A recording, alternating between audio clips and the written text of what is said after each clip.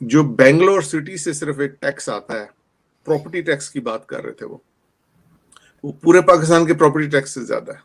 I was shocked actually to hear that statistic.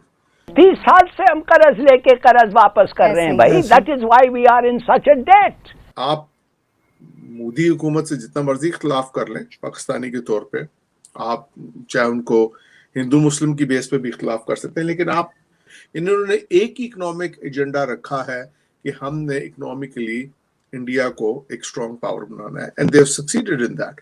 Bangladesh के जो foreign minister Abdul Memon साहब जो हैं, मोमिन साहब जो हैं, वो इंडिया में हैं और वो तकरीबन 3 दिन के विजिट पे आए हुए हैं। आपने इसलिए हिस्सा नहीं लिया कि आपकी बड़ी पिटाई होती। उनका 100% ऑब्जेक्टिव डॉक्टर जयशंकर, उनका 100% ऑब्जेक्टिव फॉरेन पॉलिसी को इम्प्रूव करना। सिर्फ 2022 में कुछ 16 स्टार्टअप्स शुरू हुए हैं, ओवर $1 बिलियन, और ओवरऑल जो स्टार्टअप्स की वैल्यू है इंडिया के अंदर वो कुछ $332 बिलियन है। अब इंडिया इज वास्टली अबव अस। क्यों? क्योंकि उनकी इकोनॉमिक पॉलिसीज ऐसी रही हैं जिससे उन्होंने उस चीज को एड्रेस किया है।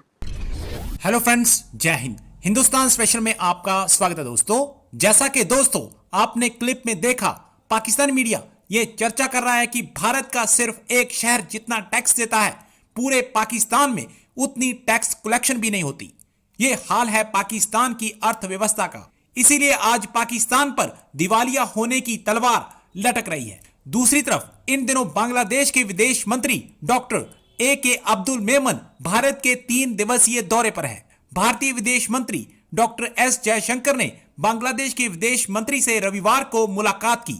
दोनों नेताओं के बीच यह मुलाकात 7वीं भारत बांग्लादेश संयुक्त सलाहकार आयोग की बैठक के मद्देनजर हुई है। बैठक राजधानी दिल्ली में आयोजित की गई थी। भारतीय विदेश मंत्री ने बड़े गर्व से बताया कि आज बांग्लादेश हमारे क्षेत्र में हमारा बहुत बड़ा विकासशील और ट्रेड भागीदार है। अब बांग्लादेश के विदेश मंत्री की भारत फेरी से पाकिस्तान को मिर्ची लगी हुई है। जो बेंगलोर सिटी से सिर्फ एक टैक्स आता है, प्रॉपर्टी टैक्स की बात कर रहे थे वो पूरे पाकिस्तान के प्रॉपर्टी टैक्स से ज्यादा है। I was shocked actually to hear that statistic. तो आप अंदाजा कर सकते हैं कि जो बड़े बड़े DHA में बड़े बड़े घर हैं, बड़े बड़े बैरिया में घर हैं, इन पे प्रॉपर्टी टैक्सेस, एक एग्जांपल दे रहा हूं मैं एक टैक्स की। फॉर एग्जांपल, अपने ह्यूमन कैपिटल को ठीक नहीं करते हैं, आप कोई ऐसा कदम नहीं उठाते हैं जिससे आपके पास डॉलर आ सके, आपकी एक्सपोर्ट्स बढ़ सकें। जैसे फॉर एग्जांपल हमारा हमसाया है इंडिया। इंडिया की रिजर्व्स अगर आप देखें आज से 10 साल पहले, 20 साल पहले, 30 साल पहले, तो वो बहुत लो हुआ करती थी। पाकिस्तान और इंडिया की रिजर्व्स प्रोपोर्शनेटली एक ही ऐसी होती थी। अब इंडिया इज वास्टली अबव अस। क्यों? क्योंकि उनकी इकोनॉमिक पॉलिसीज ऐसी रही हैं जिससे उन्होंने उस चीज को एड्रेस किया है, और उसको आप मोदी हुकूमत से जितना मर्जी खिलाफ कर लें पाकिस्तानी के तौर पे, आप चाहे उनको हिंदू मुस्लिम की बेस पे भी खिलाफ कर सकते हैं, लेकिन आप मोदी हुकूमत and before that Congress government, इन्होंने एक ही इकोनॉमिक एजेंडा रखा है कि हमने इकोनॉमिकली इंडिया को एक स्ट्रॉन्ग पावर बनाना है, and they have succeeded in that. हमारे यहाँ जो सा वो ये नहीं हुआ। हमारा जो एलीट कैप्चर है वो इतना सख्त है, और वो हमारा जो एलीट तबका वो इतना जालिम है और इतना सेल्फिश है, इतना खुदगर्ज और जालिम है। जैसे पिछले दिनों आपके प्रोग्राम पे ही मेरा ख्याल है हमारे एक भारतीय दोस्त है, और आई थिंक मैंने ट्वीट्स भी देखी हैं इस बारे में, और वो ठीक कहते हैं कि भाई आपका सारे लोग हैं जो उनसे वो पैसे बनाते हैं, उड़ाते हैं और बाहर चले जाते हैं, बाहर के मुल्कों में बैठते हैं, और जो सा वो वहां से पैसे वापस नहीं लाते। दोस्तों, इस वक्त अगर आपको पता है कि बांग्लादेश के जो फॉरेन मिनिस्टर अब्दुल मेमन साहब जो हैं, मोमिन साहब जो हैं, वो इंडिया में हैं और वो तकरीबन 3 दिन के विजिट पे आए हुए हैं, और एक 7th round of joint consultative commission जो है भारत और बांग्लादेश के दरमियान जो है वो उस पे वो अटेंड करने आए हुए हैं, जो कि ज़ाहिर बात है आपने वो इंडियन काउंटर पार्ट जो है डॉक्टर जयशंकर से वो करेंगे। इसके अलावा वो और मुलाकातें भी करेंगे, लेकिन ये विजिट बड़ा इम्पोर्टेंट है।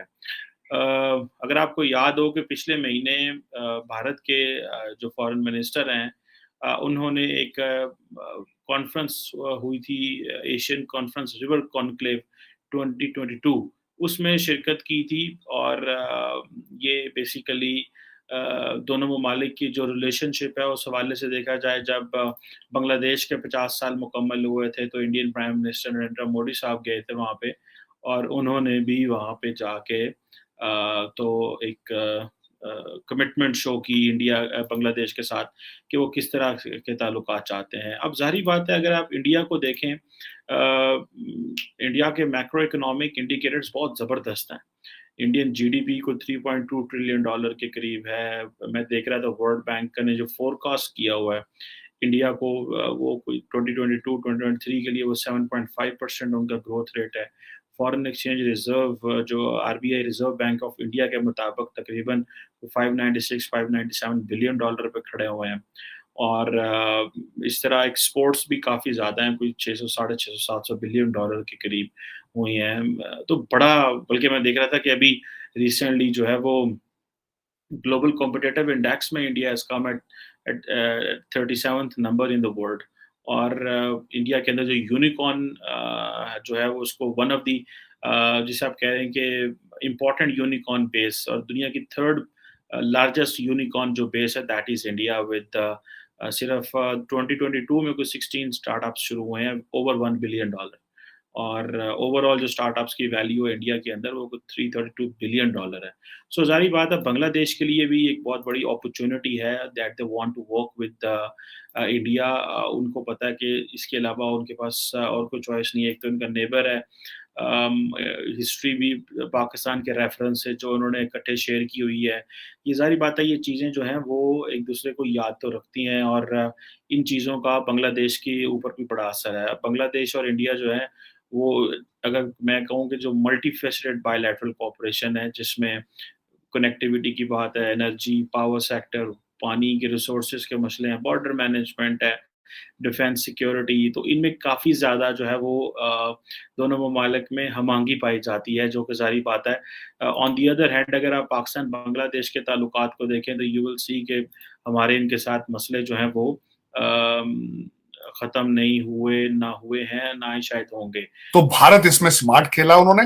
वो ना सिर्फ वहां से तेल ले रहे हैं, उसको रिफाइन करके आगे दूसरे ममालिक को बेच रहे हैं। एक तो मैं ये बताना चाहूंगा, लेकिन ऐसा होता है जो इंडिपेंडेंट कंट्रीज होते हैं, जिनकी इकोनॉमीज होती हैं, जिनकी फॉरेन पॉलिसीज होती हैं, जिनके अंदर नेशनलिज्म होता है। देखे ना, मैं हमेशा, लोग मुझे कहते हैं शायद मैं पाकिस्तान बैशिंग करता हूं, जरा कंपेयर करके आप देख लें अपने फॉरेन मिनिस्टर्स को, पिछले को और जयशंकर को, तो आपको ये खुला सामने नजर आ जाएगा, खुली किताब की तरह, कि उनका 100% ऑब्जेक्टिव, डॉक्टर जयशंकर, उनका 100% ऑब्जेक्टिव फॉरेन पॉलिसी को इंप्रूव करना और भारत की फॉरेन, हमारे देख लें, मैं समझता हूं बिलावल साहब पे मुझे कुछ कॉन्फिडेंस है, लेकिन अल्टीमेटली उनके पास मैंडेट मौजूद नहीं है।